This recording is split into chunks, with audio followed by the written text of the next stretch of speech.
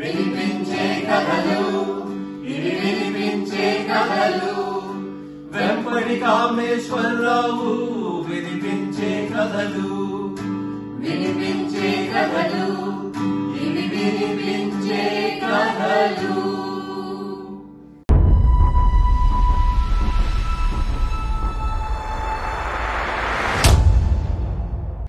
వినిపించే కథల ఆత్మీయ శ్రోతలకు సాదర స్వాగతం. ఈనాటి 836వ వినిపించే కథ వీకే 836 శ్రీమతి ఉగాది వసంత గారి కథ పెళ్లివారమండి. ఈ కథ నవరసాల పక్షపత్రిక ఉషా 2024 ఏప్రిల్ ప్రత్యేక సంచికలో ప్రచురించబడిన కథ. ఈ కథను వినిపిస్తున్నవారు శ్రీ వెంపటి కామేశ్వరరావు.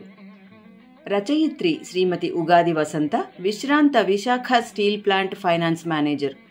దాదాపు 150 కథలు, 3 నవలలు వారి కలం నుండి జాలువారాయి. 60 కథలు వివిధ అచ్చు అంతర్జాల పత్రికలలో ముద్రితమయ్యాయి. పలు పోటీలలో బహుమతులు గెలుచుకున్నారు. వారి కథలు చోటు చేసుకున్న 6 కథా సంకలనాలలో 3 తెలుగు బుక్ ఆఫ్ రికార్డ్స్లో స్థానం సంపాదించుకున్నాయి. వారి తొలి నవల ఓ సీత కథ సృజన ఫౌండేషన్, ఉషా పత్రికలు సంయుక్తంగా నిర్వహించిన నవలల పోటీలో ద్వితీయ బహుమతి 25,000 రూపాయలు గెలుచుకుంది. 2025 మార్చి 23న విజయవాడలో గౌరవ మంత్రి శ్రీ సుజనా చౌదరి గారి నుండి వారు అవార్డు అందుకుంటున్నారు. వారి కథ ఇప్పుడు విందాం. కథకు సందర్భోచితంగా పల్లవి అందించిన వర్ధమాన సినీ నేపథ్య గాయకులు శ్రీ మమన్ కుమార్ వినిపించే కథల శ్రోతలకు గాత్ర పరిచితులే. 2015లో పాడుతా తీయగా తో ప్రేక్షకులకు పరిచయమైన ఆయన అరవింద సమేత చిత్రానికి శ్రీ ఎస్ఎస్ తమన్ గారి వద్ద పనిచేశారు. సవ్యసాచి సినిమా నుంచి ఇటీవల చిత్రాల వరకు శ్రీ ఎంఎం కీరవాణి గారి వద్ద ఉన్నారు. ప్రముఖ హీరో నాగార్జున గారి చిత్రం నా సామిరంగాలో ప్రజాదరణ పొందిన వారి పాట ఇంకా ఇంకా, పవన్ కళ్యాణ్ గారి రాబోయే చిత్రం హరిహర వీరమల్లులోని మాట వినాలి పాటలో వారి గాత్రం వినవచ్చు. వారు మార్షల్ ఆర్ట్స్, యోగా శిక్షకులు. పెళ్లివారమండి ఆడపెళ్లివారమండి, మా బాధ వినేదెవరండి, ఓ పెళ్లివారమండి ఆడపెళ్లివారమండి. పెళ్లివారమండి మగ పెళ్లివారమండి, మా పాట్లు వినేదెవరండి, ఓ పెళ్లివారమండి మగ పెళ్లివారమండి. మాధవరావు గారు ఒకటే హడావుడి పడిపోతున్నారు. పెళ్లి వాళ్ళు వచ్చే టైం అయిపోయింది. స్వీట్లు, హాట్లు, పళ్ళు గట్రా రెడీ అయినా వాళ్ళు కాళ్ళు కడుక్కోవటానికి బకెట్తో నీళ్లు, చెంబు, తుడుచుకోవటానికి తువ్వాలు పెట్టారా? అబ్బబ్బబ్బబ్బా, అన్నీ నేనే గుర్తు పెట్టుకుని చూసుకుంటే గానీ ఇంట్లో ఏది అవదు. ఆపసోపాలు పడిపోతూ అందరినీ గాబరా పెట్టేస్తున్నారు. మీరు చేసే నిర్వాకం ఏమీ లేదు కానీ అలా పడకుర్చీలో కూర్చోండి చాలు, అదే 10,000. విసుగు చిరాకు దాచుకుంటూ వారించారు రాజేశ్వరమ్మ గారు. మాధవరావు గారు స్టేట్ బ్యాంకులో మేనేజర్గా పనిచేస్తున్నారు. భార్య రాజేశ్వరి, 4 ఆడపిల్లలు, చిట్ట చివరిగా పుట్టిన ఒక మగపిల్లాడు సుబ్రహ్మణ్యం ఉరుఫ్ సుబ్బు. మాధవరావు గారి అమ్మగారు సూర్యుడమ్మగారు కూడా వీరితోనే ఉంటారు. ఇది వారి కుటుంబం. ఇప్పుడు ఆయన పెద్ద కూతురు శారదకి పెళ్లి చూపులు. అదే ఈ హడావిడి.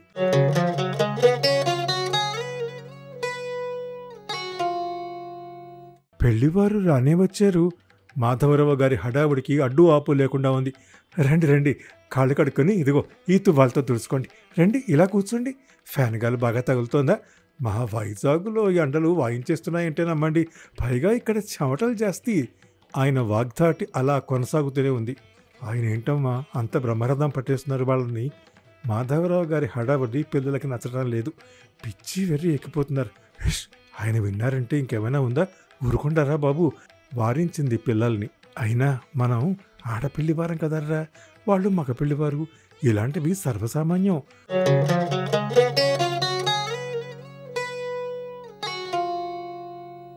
వంటొచ్చా, వార్పొచ్చా తదితర రొటీన్ ప్రశ్నలు ఆడవారు అడగటం అయ్యాక పెళ్లికొడుకు నాన్న పర్మిషన్ ఇచ్చాడు పెళ్లికొడుక్కి. నువ్వేదైనా అడగాలనుకుంటే అడగరా అమ్మాయిని అని.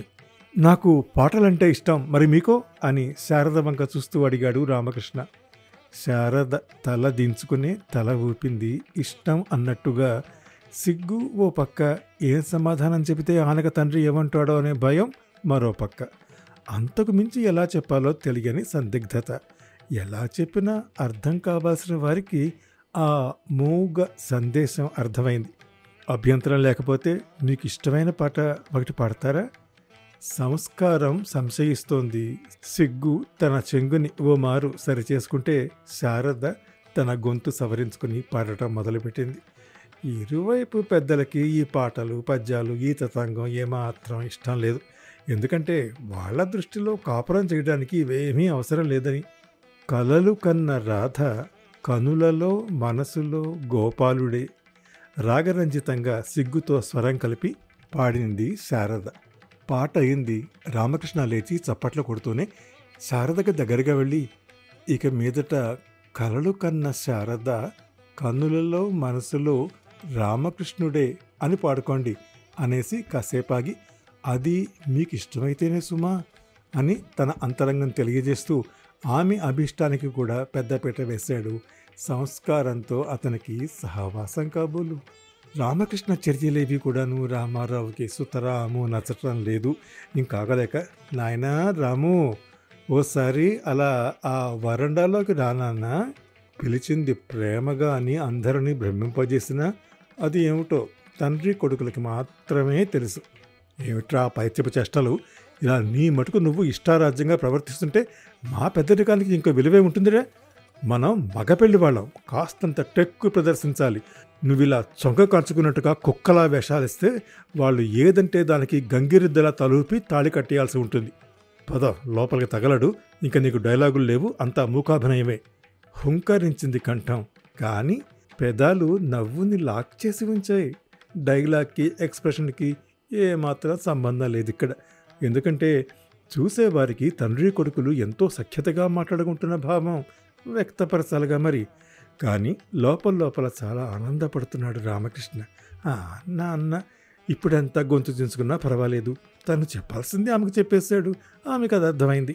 మాస్టారు, కలలో కనడం అయితే లోపలికి వెళదాం. తండ్రి హుంకరింపుతో ఇహంలోకి వచ్చి తండ్రి వెనకాలే లోనికెళ్ళాడు రామకృష్ణ. చాలా భావయుక్తంగా చెప్పారు కదండి నాన్నగారు. కాబోయే బావగారి పట్ల తన అభినందన వ్యక్తపరిచాడు సుబ్బు. ఇంత డొంక తిరుగుడు ఎందుకుట? తినగా చెబితే మాలాంటి వాళ్ళకి బోధపడుతుందిగా. పప్పులో నెయ్యి పోసుకోండి, బూందిలో పెరుగు కలుపుకోండి. ఏమిటా నంగిరి పింగిరి మాటలు? బాగానే ఉంది వెర్రి. వెనకటికి ఎవడో సన్నట్ట వెర్రి కుదిరింది రోకలి తలక చుట్టండి అని. విసుగు దాగడం లేదు ఆయన గొంతులో. అమ్మో, ఈ మాటలు నాన్న వినకూడదు అనుకున్నాడు మనసులో. అప్పటికే రామారావు వినేయటం, కొడుకు వంక మింగేసేలా ఉరిమి చుట్టం జరిగిపోయాయి. మా అబ్బాయికి మీ అమ్మాయి నచ్చింది, మరి మీ అమ్మాయికి మా అబ్బాయి నచ్చాడో లేదో ఓ మారు కనుక్కుంటే లోపలికి వస్తూనే చెప్పాడు రామారావు. బయటికెళ్ళి తండ్రి కొడుకులు ఆ విషయమే మాట్లాడుకున్నారు అని అనుకునే విధంగా. మా ఇదే ఉందండి, చిన్నపిల్ల, దానికేం తెలుస్తుంది? మంచి చెడ్డ అంతా మనమే నిర్ణయించాలి. పెద్దలదే పెత్తనమంతా అని తేల్చి చెప్పేశారు మాధవరావు గారు. బావగారు, మా అబ్బాయి కంప్యూటర్ ఇంజనీరు, గూగుల్ కంపెనీలో పనిచేస్తూ నెలకి 1 లకారం సంపాదించుకుంటున్నాడని మీకు తెలుసు. మా పెద్దమ్మాయికి ఎప్పుడో పెళ్లి చేసి పంపించేశాం కనుక ఆడపడుచుల పోరు కూడా లేని పొదరిల్లు లాంటి కాపురం. మాకు ఉన్న ఇల్లు 3 కోట్ల విలువ చేస్తుంది. మా తదనంతరం అది మా పిల్లలిద్దరికీ సరి సమానంగా చెందేట్టు వీలు కూడా రాసేశాం. బిజినెస్ చేయబోయే ప్రోడక్ట్ యొక్క ప్రయోజనాలు మొత్తం వివరించేశాడు రామారావు. అప్పుడు మాధవరావు గారి అన్నగారు కుటుంబరావు గారు, ఆయన సెక్రటేరియట్లో సెక్షన్ ఆఫీసర్గా చేసి రిటైర్ అయ్యారు. ఆయన కల్పించుకుని తన పెద్దరికం ప్రదర్శించాడు. మా అమ్మాయి బంగారు తల్లండి. ఇంటి పని, వంట పని, ఇల్లుని చక్కబెట్టుకోవటం అన్నీ భేషుగ్గా చేస్తుంది. ఇంటర్ వరకు చదువుకుంది. మీ ప్రోడక్ట్కి మా ప్రోడక్ట్ ఏమీ తీసిపోదు అని తేటతల్లం చేశారు. అమ్మాయి అబ్బాయి గుట్టుగా తిరగడానికి 1 కారు, ఒక్కగానొక్క కూతురికి 1 జత గాజులు ఇస్తే చాలని, పెళ్లి ఘనంగా చేస్తే చాలని, తమకి పెద్దగా కోరికలు లేవని ఫైనల్ డీల్ ప్రకటించేశారు రామారావు. ఇంకా బేరసారాలు లేవన్నట్టుగా. శుభస్య శీఘ్రం అని జేకంట కొట్టేశారు సూర్యుడమ్మ గారు హుందాగా డీల్ని ఒప్పుకుంటూ.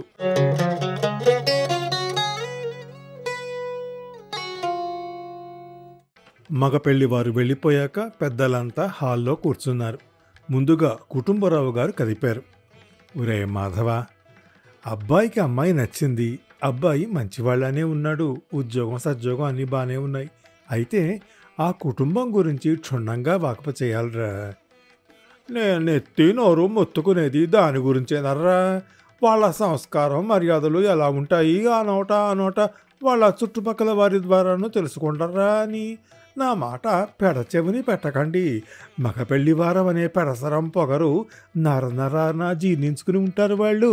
పిల్లనిచ్చిన వాళ్ళంటే తప్పు చేసిన వాళ్ళలాగా చూస్తారు మగ పెళ్లివారు. అంచేత అన్నీ ముందే భోగొట్టా చేయండి. సూరమ్మ గారు సూటిగా సూచించారు. అబ్బా, నువ్వు ఉండమ్మా, మండే పుండు మీద కారం చల్లకు. వాళ్ళ గురించి పూర్తిగా వాకప్ చేశాకే పెళ్లి చూపులకి ఏర్పాటు చేశాం. ఎవ్వరూ వాళ్ళ గురించి చెడ్డగా చెప్పలేదు. నన్ను తిట్టుకున్నా సరే పర్వాలేదర్రా. అన్ని విధాలా సవ్యంగా ఉన్నా సరే పెళ్లి మాటలు జరిగినప్పుడు తోట సంబరంలో ఇది పెట్టాలి, ఎదురుకోలులో అవి పెట్టాలి అని మాట్లాడుకున్నట్టే మనం మర్యాదలు కూడా ఇచ్చి పుచ్చుకోవాలి అని ఖచ్చితంగా అనుకోవాలి. మన అమ్మాయికి మొగుడెంత అవసరమో వాళ్ళ అబ్బాయికి పెళ్ళాము అంత అవసరం.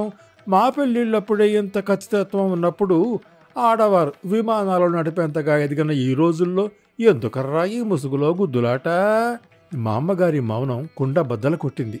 మా అమ్మగారు అమ్మోరల్లే ఊగిపోయారు. నా మాటలు మీకు ఎబ్బెట్టుగా అనిపించొచ్చర్రా, కానీ మా శేషమ్మ వాళ్ళ వియ్యంకులు ఏం చేస్తారో తెలుసా? మనం వాళ్ళింటికి వెళ్ళినప్పుడు వాళ్ళు మనల్ని పలకరించాలి కదా. అబే, ఏదో కొత్త వారిని చూసినట్టుగా తెల్ల మొహాలు వేసుకుని అలా చూస్తూ ఉండిపోయారట. చూశారు. ఓ 4-5 ట్రిప్పులు అయ్యాక శేషమ్మ వాళ్ళు వాళ్ళ అల్లుడిని అడిగారట. మాలో ఆడపెళ్లి వారిని మగపెళ్లి వారు పలకరించటం ఆనవాయితీ కాదండి అని బదులిచ్చాట సదరు అల్లుడు గారు చల్లగా. అంచేత ఇలాంటి విషయాల్లో ముందే చాలా ఖచ్చితత్వం అవసరం నాయనా. అమ్మా, వాళ్ళు చాలా మర్యాదస్తులట, ఒకరి జోలికి వెళ్ళారట. ఎవరిని అడిగినా ఇదే విధంగా చెప్పారు. మేము అన్నీ చూసుకునే ముందుకు వెళ్తాం, నువ్వు నిశ్చింతగా ఉండు అన్నారు కుటుంబరావు.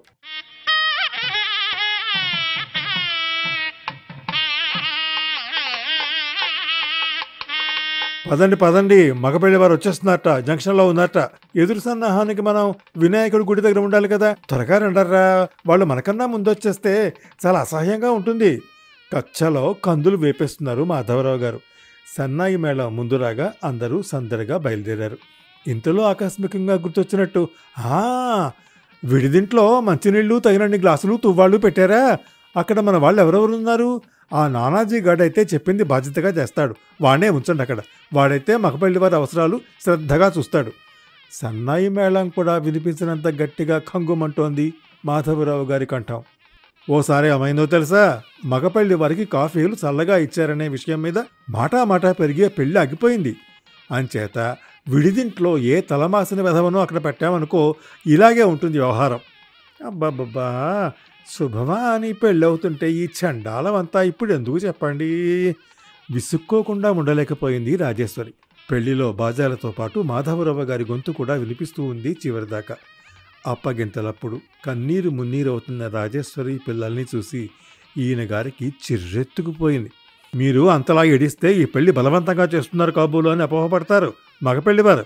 కాస్త ఏడుపు లాపండి, చిరుబురులాడిపోతున్నారు మాధవరావు గారు. అది చూసి పంతులు గారు, అయ్యా, ఇది ప్రతి పెళ్లిలోనూ సహజం. పైగా భజంత్రీల వారు ఈ సన్నివేశానికి గుండె కరిగేలాంటి పాటల్ని ప్రత్యేకంగా వాయిస్తారు కూడాను. రాజేశ్వరి పిల్లల వంక గుర్రుగా చూస్తూ, మీ కడుపు మంట చల్లరిందో? ఆఖరికి మనం సంభావనిస్తే పుచ్చుకునే పంతులు గారి చేత కూడా నా నోట్లో పచ్చగడ్డి పెట్టించారు అని పళ్ళు పటపటలాడించాడు మాధవరావు.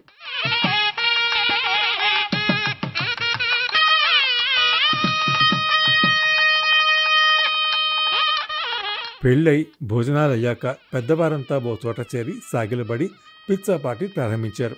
మాధవుడు చాలా అదృష్టవంతుడనే చెప్పాలి.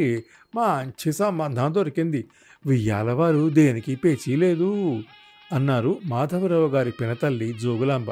వాళ్ళకు కావలసినవన్నీ తామే ముందస్తుగా గ్రహించుకుని అన్నీ అమర్చేస్తుంటే ఇంకా పేచి ఎందుకు వదినా, నీది మరీ చోద్యం కాపోతేను అందుకున్నారు మాధవరావు గారి మేనత్త మీనాక్షమ్మ. ఆ మాట రైటేనే వస్తాయి, అన్నిటికీ మగపెళ్లివారు అంటూ మాధవుడి హడావిడి చూశాం కదా. చివరికి అప్పగింతలప్పుడు తల్లికి పుట్టడు దుఃఖం ఉంటుంది కదా, అక్కడ కూడా మగపెళ్లివారు బాధపడతారేమో అని దుఃఖం నోట్లో కుక్కుకోమన్నట్ట పాపం రాజేశ్వరిని. అదో వెరిపినుగా, అది కాబట్టి భరిస్తోందమ్మా ఈ చాదస్తపు బ్రహ్మణ్ణి. మాధవుడికి వేలు విడిచిన మేనమామ గారి భార్య ఛాయాదేవి తాను ఓ పొడి వేసేసింది, పనిలో పని ఓ పని అయిపోతుందని.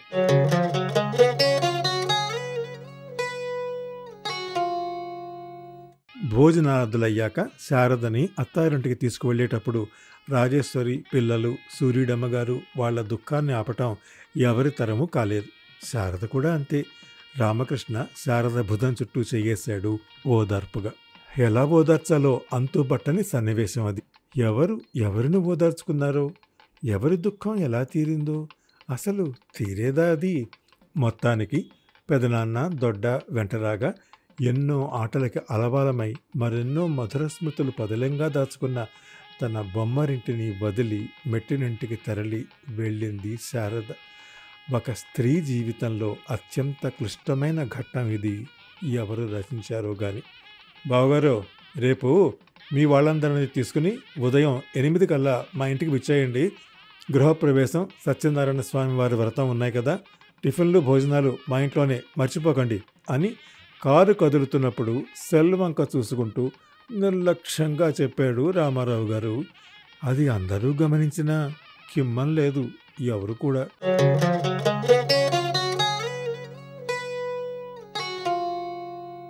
మర్నాడు ముఖ్యమైన చుట్టాలందరినీ తీసుకుని శారదా వాళ్ళంటికి ఉదయాన్నే 8 గంటలకల్లా చేరుకున్నారు. అందరినీ హాల్లో కూర్చోబెట్టి తాను మాత్రం శారదని కలిసేందుకు వెళ్ళింది రాజేశ్వరి. లోనికెళ్తుంటే శారద అత్తగారు అనసూయ కలిసింది. వచ్చారా, రండి పలకరించింది. మా అమ్మాయి ఎక్కడుంది వదిన గారు? ఎవరు? మా కోడలు శారదేనా? ఆ లోపల గదిలో ఉంది, తయారవుతోంది. ఆ సమాధానం విని కాస్త షాక్ అయింది రాజేశ్వరి. అయినా తమాయించుకుంది. ఇక్కడ శారదని కలవటం ముఖ్యం అనుకుని లోపల గదిలోకి వెళ్ళింది. అక్కడ శారద కాటుకు దిద్దుకుంటూ అద్దంలో చూసుకుంటూ కనిపించింది. ఆ అద్దంలో తన ప్రతిబింబం పక్కన అమ్మను చూసి అమ్మా అంటూ పరుగున వచ్చి చుట్టేసుకుంది తల్లిని. ఇద్దరూ చేష్టలుడిగి కన్నీటిని కూడా ఖాతరు చేయకుండా అలాగే ఉండిపోయారు. పూజాదులు ముగిశాయి. ఇక పెద్దల ఆశీర్వాదాలు తీసుకోవటం ఆరంభమైంది. వారిరువురు కుటుంబరావు గారి దగ్గర నడుస్తుంటే అనసూయ వచ్చి, నాయనా రామో, ముందు బాబాయి పిన్ని, అత్త మావయ్య, నానమ్మ పిన్ని, చిన్నాన్న, చిదంబరం అంకులు ఆంటీల ఆశీర్వాదం తీసుకోండి ఆజ్ఞాపించింది. రామకృష్ణ తరపు వారందరూ ఆశీస్సులు తీసుకోవడం అయ్యాక శారద వైపు వారి వంతు వచ్చింది. ఇదంతా ఎవరి దృష్టి దాటిపోలేదు. అందరూ గుంభనగా మౌనంగా ఉండిపోయారు. ఇక భోజనాల తంతు ఆరంభమైంది. విస్తళ్ళు వేసి వడ్డన జరుగుతోంది. ఒకరొకరుగా మగపెళ్లి వారు కూర్చుంటున్నారు. చూసావా, మగపెళ్లివారు అని నెత్తిన పెట్టుకున్నాం నిన్నంతా. ఈరోజు చూడు ఎంత గౌరవం దక్కుతోందో. పిల్లనిచ్చిన వాళ్ళని ఓ ఈక ముక్కను చూసినట్టు చూస్తున్నారు. మనల్ని అతిథులుగా పిలిచారు కదా, ముందు మనకి భోజనాల ఏర్పాట్లు చూడాలి కదా. అంతా వాళ్లే వచ్చి ముందుగా భోజనాలు కూర్చుంటున్నారు. ఆడపిల్లి వారింట్లోనూ వాళ్ళకే మర్యాదలు, వాళ్ళింట్లోనూ వారికేనా? గుసగుసలాడింది ఆడపల్లి వారి తరఫు బంధువర్గం. మగపిల్లాండి కంటే అంత గొప్ప? ఆడపిల్లని నవమోసాలు మోయకుండా నొప్పులు పడకుండా సునాయాసంగా కన్నారా? మగవాణ్ణి 3 9 మోసుకన్నారా? అసలు ఓ ఆడపిల్లే కనుక లేకపోతే వాడి వంశం నిలబెట్టే వారసుడు ఎలా వస్తాట? మామగారు మనసులో ఇది దాచుకోలేదు. అయితే శారద ఎంత బాధపడుతుందో అని ఆలోచించి కేవలం కూతురి కోసమే ఈ అవమాన భారాన్ని దిగమింగుకున్నారు మాధవరావు. ఏమిటి ఈ సమాజ వైఖరి? ఆడపిల్లని కన్నా తల్లిదండ్రులంటే మరీ ఇంత చులకన భావమా? గడ్డిపోసకన్నా హీనంగా చూడటమా? మొట్టమొదటిసారి నిన్నడుగుతున్నాను ఓ పరమాత్మ, ఇంత కుత్సితపు మనస్తత్వాలున్న మనుషుల మధ్య నన్ను ఆడపిల్లల తండ్రిగా ఎందుకయ్యా పుట్టించావు? ఎప్పుడూ బాధపడలేదు ఆడపిల్లల తండ్రినైనందుకు. కానీ ఈరోజు ఈ అవమానం తట్టుకోలేక మొట్టమొదటిసారి బాధపడుతున్నాను. మాధవరావు గారి మథనం ఆగటం లేదు. తమ్ముడో, కళ్ళు తుడుచుకో. శుభమా అని అమ్మాయి ఇంట్లో తొలిసారిగా విస్తరిస్తూ అలా కంటనీరు పెట్టుకోకూడదు. అన్నయ్య అనే వరకు తనకి కన్నీరొచ్చింది కూడా తెలుసుకోలేకపోయాడు ఆ వెర్రి బాపుడు. ఏదో ఎంగిలి పడ్డామనిపించుకుని లేచిపోయారందరూ. బయలుదేరుతున్నప్పుడు రామకృష్ణకు చెప్పారు మాధవరావు, నాన్న, అల్లుడువని కాకుండా నాకు మరో కొడుకు దొరికినట్టు భావించి చెప్తున్నాను.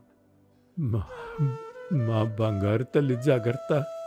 తనని ప్రేమగా చూసుకో నాన్న, మాకింకేమీ అక్కర్లేదు. ఈ మాటలు చెప్తూ దోసెట్లో మొహం దాచుకుని కదిలిపోయాడు ఆ కన్న తండ్రి. అవాక్కయ్యాడు అల్లుడు. వెంటనే తేరుకుని, అయ్యో మావయ్య, నాకు శారదంటే ప్రాణం. తనని అన్ని విధాలా నచ్చుకుని వివాహం చేసుకున్నాను. నా ప్రాణానికి ప్రాణంగా చూసుకుంటాను. మీరు నిశ్చింతగా ఉండండి. ఓ కన్న తండ్రి బాధ తీర్చే తారక మంత్రం వినిపించాడు.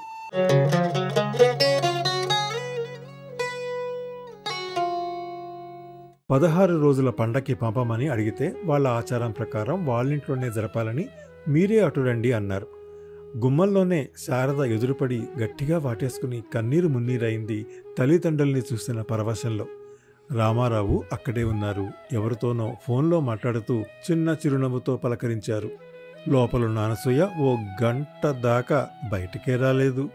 తాపీగా వచ్చి పలకరించాలి కదా అన్నట్టుగా ఓ నవ్వు నవ్వి తన పనిలో తాను మునిగిపోయింది. రామకృష్ణ బయటకు వెళ్ళాడని చెప్పింది శారద.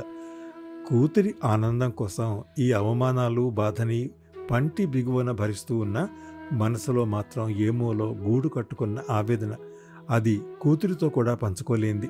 ఉదయం హెవీగా టిఫిన్ తిన్నామని ఆకలి లేదు అని చెప్పి ముక్తసరిగా భోజనం ముగించి ఇక ఆలస్యం చేయకుండా అక్కడి నుంచి బయలుదేరిపోయారు.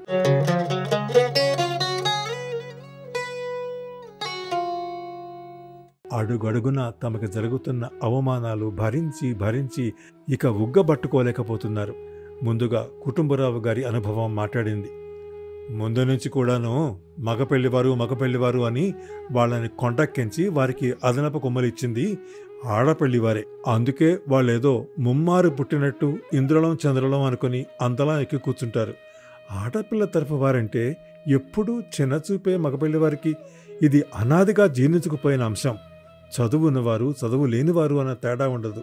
ఈ విషయంలో అందరూ ఒకేలాగా ఉంటున్నారు.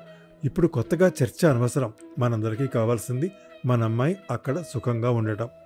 ఒకరిని చూసి ఇంకోరు ఇలా గజ్జిపాకినట్టు ఈ మగపెళ్లి వారి జాడ్యం జడలు ఒనుగుపోయింది. దుమదుమలాడిపోతున్నారు మామగారు. అవమానించబడటం అంటే ఆత్మహత్య సదృశంరా. ఈ మానసిక క్షోభ భరించరాంది. పైగా ఇది ఓ నాటితో తీరే బంధమా? పురుడు పుణ్యం ఇత్యాదులుంటాయి. రాకపోకలు ఎక్కువవుతాయి. వాళ్ళింటికి వెళ్ళొచ్చిన ప్రతిసారి ఈ నరకం ఎక్కడ భరిస్తావురా? ఆడపిల్లవారంటే తమ వంశాంకురానికి అంకురార్పణ చేసేవారిని గ్రహించి గౌరవించేవారితోనే వియ్యం అందాలి. మర్యాద లేని చోట మనవు మహాఘోరం. చదువు సంధ్య మంచి మర్యాద సంస్కారం అన్నీ నేర్పించి ఆర్జించే సమయానికి కాపుకొచ్చే చెట్టును అందించినట్టు మన అమ్మాయిని వాళ్ళ చేతుల్లో పెడతాం. మన అమ్మాయి సంపాదనతో పాటు ఇంటి పని, వంట పని, నౌకర పని, వాళ్ళకి వంశాంకురాన్ని అందించడంతో పాటు 25 సంవత్సరాలుగా పెంచి పెద్ద చేసిన తల్లిదండ్రుల్ని వదిలి వారింటికి అంకితం అయిపోతుంది. అసలు నన్ను అడిగితే వారికి ఓ మహాలక్ష్మిని అందించినందుకు మనల్ని నెత్తిన పెట్టుకుని పూజించిన మన రుణం వారు తీర్చుకోగలరా? మామగారి ఆవేశం కట్టలు తెంచుకుంటోంది. మామగారి స్వాగతం కాస్తంత గట్టిగానే వినబడుతోంది. పెట్టుపోతల విషయంలో ఎంతో శ్రద్ధగా అన్నీ గుర్తుపెట్టుకుని మరీ ఖచ్చితంగా ఆచరిస్తాం. పెళ్లిలో పెట్టిన బట్టలు, వెండి గిన్నెలు, పానకం బిందెలు వేడుక కోసం సంప్రదాయానుసారం మనం ఇచ్చి పుచ్చుకుంటాం. పెళ్లికొచ్చిన బంధువర్గం వాటిని తీసుకుంటుంది. కానీ ఇవేవి పిల్లాడు సఖ్యతగా కాపురం చేయటానికి గాని, వియ్యాల వారి మధ్య అనుబంధాలకు గాని ఏమాత్రం పనికిరాని విషయాలు. ఏ అమ్మాయి అయినా తన అత్తింటి వారిని ప్రేమగా చూసుకోవాలన్నా, వారి పట్ల గౌరవం పెరగాలన్నా తన పుట్టింటి వారిని తన అత్తింటి వారు ఎంత గౌరవంగా ప్రేమగా చూస్తున్నారు అనేదే దృష్టిలో పెట్టుకుంటుంది. అంచేత మనం మన బంధాల శాశ్వతత్వాన్ని నిర్ణయించే మర్యాదల విషయంలో మరింత శ్రద్ధ వహిస్తే కూడా మంచిదని నా అభిప్రాయం. ఈ విషయం పట్ల ఎందుకంత నిర్లక్ష్య ధోరణో నాకు బోధపడి చావటం లేదే రాజేశ్వరి. గాఢమైన నిట్టూర్పు విడిచి నిశ్శబ్దాన్ని ఆహ్వానించారు మా అమ్మగారు. అంతకన్నా ఏం చేయాలో తెలియక, ఇవాళ మగ పెళ్లివారైన వారు రేపు ఆడపెళ్లివారు అవ్వచ్చు. వారింటి ఆడపిల్లకి పెళ్లి చేసినప్పుడు ఇవే అనుభవాలు వారికి ఎదురవ్వచ్చు. అంచేత అతిశయం మానుకుని ఆడపెళ్లివారు మగపెళ్లివారు అని తేడాలు జరగక మంచితనం ప్రదర్శిస్తే బాగుంటుంది. ఆడపెళ్లివారం మగపెళ్లివారం అనే తారతమ్యం వదిలి మనమంతా పెళ్లివారం అనుకునే రోజు ఎప్పుడొస్తుందో. మా అమ్మగారు మనసు మౌనంగా మురుగుతూనే ఉంది. మాధవరావు రాజేశ్వరులు ఒకరికి ఒకరు చెప్పుకోలేకపోయినా ఇద్దరి మనసుల్లోనూ ఏదో చెప్పలేని బాధ. శారదని ఎలా చూసుకుంటారు? ఏదేమైనా తొందరపడ్డామా? వాళ్ళు నచ్చిందని అనగానే వారి కుటుంబం గౌరవ మర్యాదలు తీరుచందాలు తెలుసుకోకుండా లాంఛనాలన్నీ మాట్లాడేసుకుని పెళ్లికి అంగీకరించి తప్పు చేశామా? పిచ్చి పిల్ల శారదని అగాధంలోకి తోసేయలేదు కదా. అయ్యో, ఇప్పుడేమిటి పరిష్కారం? అల్లుడు అమ్మాయిని ఇష్టపడే చేసుకున్నాడని తెగ ముచ్చటపడిపోతున్నారు. కానీ పెళ్ళయ్యాక అల్లుడి ప్రవర్తనలో కూడా కాస్త మార్పుని గమనించారు. ఏ గూటి చిలక ఆ పలుకే పలుకుతుందన్నట్టు. పైగా తండ్రి చాటు బిడ్డ, యథా తండ్రి తథా బిడ్డ. కెరటాలైనా విశ్రమిస్తాయేమో కానీ వీరి ఆలోచనకు లేదు విరామం.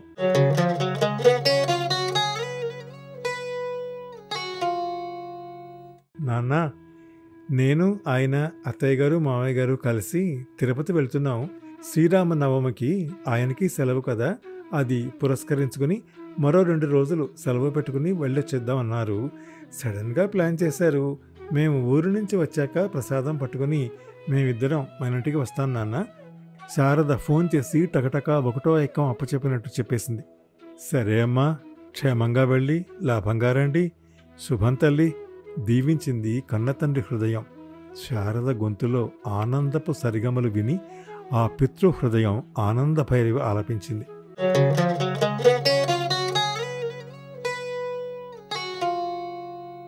మామయ్య గారు, నేను రామకృష్ణ భార్య శారదను మాట్లాడుతున్నాను. సారీ, మంచి నిద్రలో ఉన్నట్టున్నారు. మేము తిరుపతి వెళ్ళి వెంకటాద్రి ఎక్స్ప్రెస్లో 3rd AC కంపార్ట్మెంట్లో తిరుగు ప్రయాణంలో ఉండగా మహబూబ్ నగర్లో ఓ బందిపోటు దొంగల ముఠాట మా కంపార్ట్మెంట్లోకి ఎక్కి దొరికింది దొరికినట్టు దోచుకున్నారు. అడ్డుకున్న వారిని బాగా కుట్టారు. ఆయనకి మామయ్య గారికి తల మీద దెబ్బలు తగలడంతో స్పృహ కోల్పోయి ఉన్నారు. మీరు కొంచెం వెంటనే రండి మామయ్య గారు, నాకు చాలా భయంగా ఉంది. ఏడుస్తూనే విషయం వివరించింది శారద రామారావు తమ్ముడికి ఫోన్ చేసి. కాస్త విసుగు ప్రదర్శిస్తూ, రైల్లో జరిగింది కనుక రైల్వే వాళ్ళు అన్నీ చూసుకుంటారమ్మా, కంగారు పడిపోకు, ఊరికే పెద్దముండావాడిని ఈ అర్ధరాత్రి 3ంటికి ఎలా రాగలం తల్లి, ఫోన్ చేసే ముందు వెనక ఆలోచించుకోవాలి అని ఫోన్ పెట్టేశాడు. ఇంకేం చేయాలో తెలియక తప్పని స్థితిలో మాధవరావుకు డయల్ చేసింది. ఒక్కరింగికే టక్కున ఫోన్ ఎత్తి, శారద ఏంట్రా ఇప్పుడు కాల్ చేసావు, అంతా ఓకేనా? విషయం చెప్పగానే, అలాగా, నేను తమ్ముడు పెదనాన్న వస్తున్నాన్రా, వెంటనే గాబరా పడకు, అంతా బాగుంటుంది. దేవుడు మంచి వాళ్ళకి ఎప్పుడూ అన్యాయం చేయడు తల్లి. నల్గొండ రైల్వే హాస్పిటల్లో ఉన్నారు కదా, ఓ 2 గంటల్లో అక్కడ ఉంటాంరా. నాతో రెగ్యులర్గా ఫోన్ టచ్లో ఉండు తల్లి. తండ్రి పక్కనే ఉండి తనని గుండెలకు హత్తుకుని ఈ మాటలు చెబుతున్నట్టు అనిపించింది శారదకి. కన్న వారు అంటే మనసున్న వారు.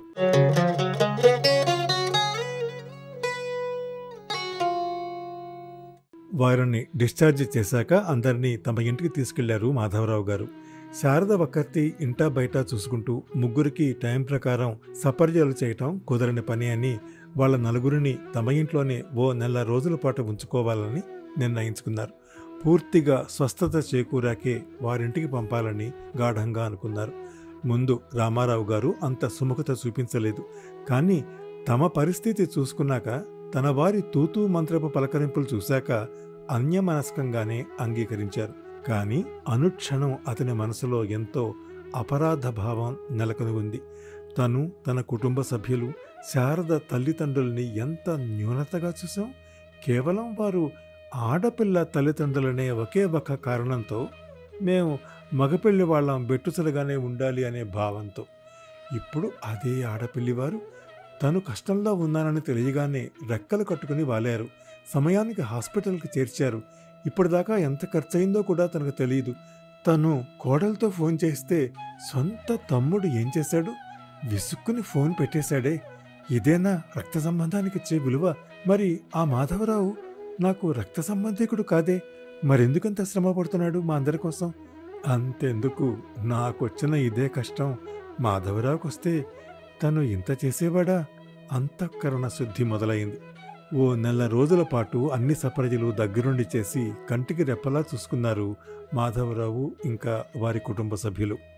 తిరిగి వారింటికి బయలుదేరేటప్పుడు రామారావు గారు ఏదో చెప్పాలనుకున్నారు, కానీ అహం ఆ మాటల్ని పెదవి దాటనివ్వలేదు, పలికించే ప్రయత్నమూ చేయనివ్వలేదు. కానీ కృతజ్ఞతాపూర్వకంగా ఓ నమస్కారం పెట్టి ముందుకు కదిలారు. రామకృష్ణ మొహంలో కత్తి వేటికి నెత్తురు చుక్క లేదు. తను, తన వాళ్ళు, తన అత్తింటి వారిని చూసిన విధానానికి, ఎక్కడ వీలైతే అక్కడ వారిని అవమానించిన తీరుకి పశ్చాత్తాపంతో కుమిలిపోతున్నాడు. రామకృష్ణ మా అమ్మగారి కాళ్ళకి మొక్కి నమస్కరిస్తుంటే వెచ్చని కన్నీటి బొట్లు మా అమ్మగారి పాదాలను స్పృశించాయి. మా అమ్మగారి అనుభవం గ్రహించింది. పశ్చాత్తాపం కరిగి కన్నీటి రూపం దాల్చిందని, ఇహ అంతా బాగుంటుందని అనుకున్నారు. మా అమ్మగారి కంటి నుంచి వచ్చిన ఆనంద బాష్పాలు రామకృష్ణ తలపై పడి అక్షింతలుగా అలరించాయి. ఆలు మగలు హాయిగా ఉంటే కావలసినదిక ఏముంది? ఒకరిని ఒకరు తెలుసుకొని ఉంటేనే కదా హాయి ఉన్నది. పెళ్ళివారమండి మేము, పెళ్ళివారమండి మేము, పెళ్ళివారమండి. ఇంతవరకు మీరు 836వ వినిపించే కథ వీకే 836 శ్రీమతి ఉగాది వసంత గారి కథ పెళ్లివారమండి విన్నారు. ఈ కథను వినిపించిన వారు శ్రీ వెంపటి కామేశ్వరరావు. ఈ కథను నేను వినిపించే తీరు మీకు నచ్చితే లైక్ చేయండి. మీ అమూల్యమైన అభిప్రాయాన్ని కామెంట్ రూపంలో నాకు తెలియజేయండి. మీ కాంటాక్ట్స్కి షేర్ చేయండి. నా వినిపించే కథల ఛానల్కి సబ్స్క్రైబ్ చేసి మీ ఆదరణ, అభిమానం, ప్రోత్సాహం అందించండి. తప్పక అందిస్తారు కదా. నమస్తే.